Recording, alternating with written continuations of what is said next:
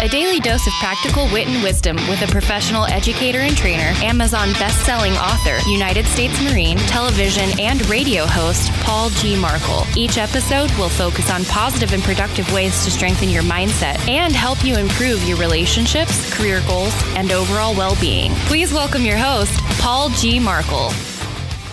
Hello and welcome back to Morning Mindset. Good morning, good afternoon, good evening, good night, whenever it happens to be that you're listening to this. You can listen whenever you want. That's the beauty of on-demand audio. Today we're going to talk about like-minded individuals, or LMIs. And I would hope that before now you have heard that phrase, but if you haven't, welcome to the party. Like-minded individuals, does this mean people that are yes men and agree with you all the time? No, not necessarily. It's easy to feel as if you are alone in the world, as if you're trapped on an island and you're the only one in America or in your life or in your community or what have you that cares.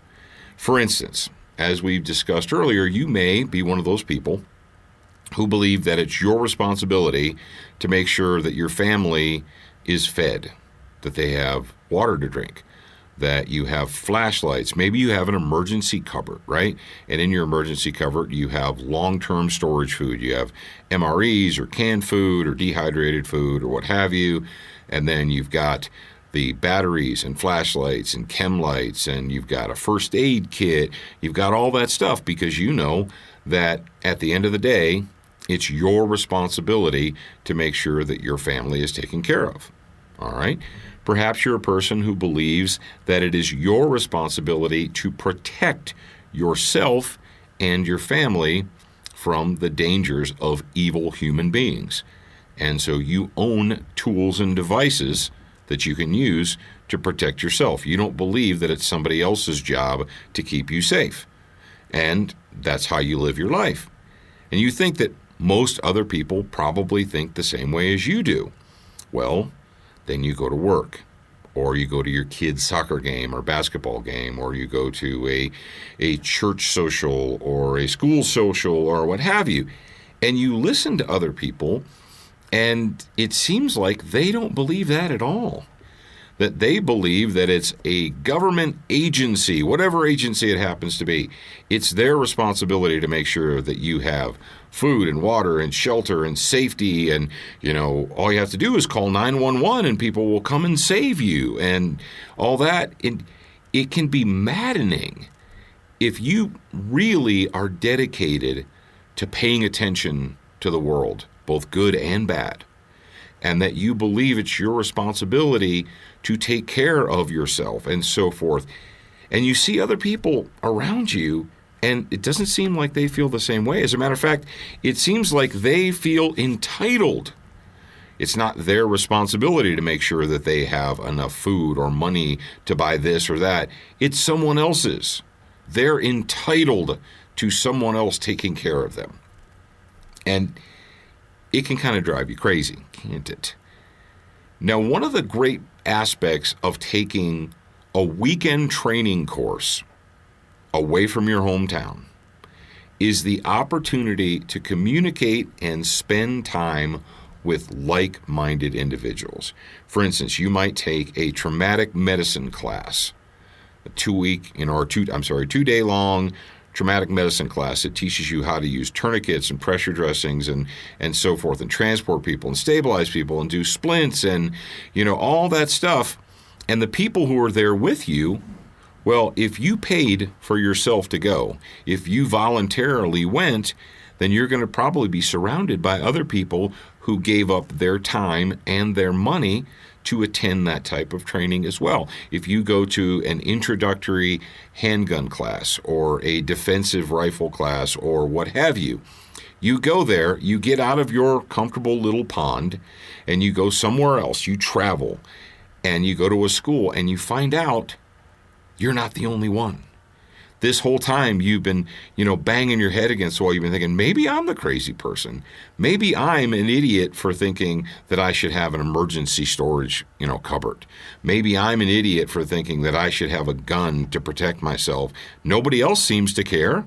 Everyone else seems to think that it's the government's job or the police's job or some agency's job, and here I am like a knucklehead thinking that maybe it's my responsibility.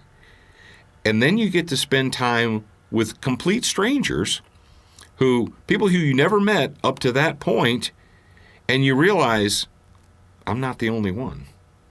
You realize there are other people in the world who feel like I do. And as I said at the very beginning, a like-minded individual, for the cynics in the audience, they're like, oh, this guy's just talking about, finding other cult members or people who are just going to agree with him all the time. That's what he wants. He wants people that are just going to shake their head or nod their heads and say, yes, that's a great idea. No, that's not what like-minded individuals are supposed to be all about. A like-minded individual could be somebody who shares the same concerns as you, but maybe they have a little different way of going about it. Maybe they could teach you something. Maybe they could challenge you. Maybe you could help them. There are people at different levels and different stages. Like, for instance, like I just mentioned, people say, well, I know that I should be ready. And I see this a lot in the aftermath of just about every major disaster. It doesn't matter what it is. After 9/11, 9/11, as I speak these words in this microphone, has been what? About 16, 17 years ago? Not quite 17 years ago, but going on 17 years. And after 9/11, what did the government tell everyone they should do? The government told everyone that every individual family in the United States of America should have a 72-hour self-sufficiency kit, right? The government told everybody that your family and your household should be able to survive without any external help for at least 72 hours. And everyone said, yeah, you're right, we really, really should. And they took it seriously for a few months or maybe a year. And then they all forgot. And so we had 9/11 in 2001, the attacks of 2001. Then Hurricane Katrina rolls around in 2005. And you thought, well, it's been 4 years since the 9/11 attacks, and the government did, commercials, and they wrote articles in newspapers and so forth about everyone needs to be prepared, everyone needs to be ready, everyone needs to have some form of self-sufficiency plan. And what did we see after Katrina? Tens of thousands of people that had no self-sufficiency plan whatsoever. You say, well, how can that be? I mean, we already did that. So what happened after Katrina? There was a big movement for self-sufficiency. They wrote articles in newspapers and magazines, and people went on television and said, hey, everyone needs to have a 72-hour, preparedness kit and so on and so forth. People need to have a bug-out bag and what have you. And then people forgot. And then we had Hurricane Sandy and so on and so forth. So you may be one of those people that has the backpack and you have the this or the that, and you can't believe that other people around you just kind of don't get it. And it seems maddening, right? Until you discover that, you know what? There are other people that get it. And going back to the old the old phrase, I probably heard this when I was 18 or 19 and started working full time, that you cannot soar with the eagles if you're hanging with the turkeys, right? And the eagles would be like-minded individuals, and the turkeys are, well, the people who rather than speak about important things stand around the water cooler, talking about Dancing with the Stars, or they focus their life on what time a certain reality show comes on, or what have you. And God help us, people who actually read those magazines in the checkout line, at the grocery store. So like-minded individuals, it's a very valid concept, and it's something that you need to deliberately seek out. And I would hope that you would deliberately seek them out for nothing else but your mental stability and sanity, so that you can actually feel like, you know what, I'm not the only one in the world that actually cares.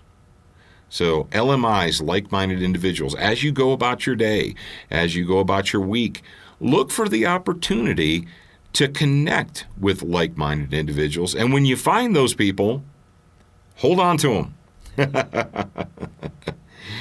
Buy them a cup of coffee or a beer or a cigar or something and sit down and talk to them for no other reason than to make yourself feel like you're not the only one in the world that cares. Now, a book I'm going to recommend to you guys today is called Team Honey Badger: Raising Fearless Kids in a Cowardly World, and I've recommended it before.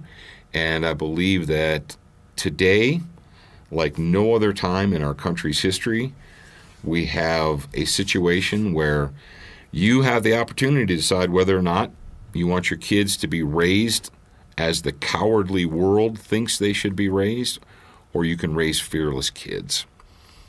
Team Honey Badger: Raising Fearless Kids in a Cowardly World is available right now on Amazon as a paperback or as a Kindle version. You can pick it up today. Thank you very much. I'm Paul Markle. I'll talk to you again real soon. Thank you for spending time with us today. To get show notes, submit a topic request, and for more from your host, Paul G. Markle, visit morningmindsetpodcast.com. That's morningmindsetpodcast.com. Please leave a review for this podcast on your favorite podcast player. We appreciate your time and effort, and we look forward to reading your honest feedback.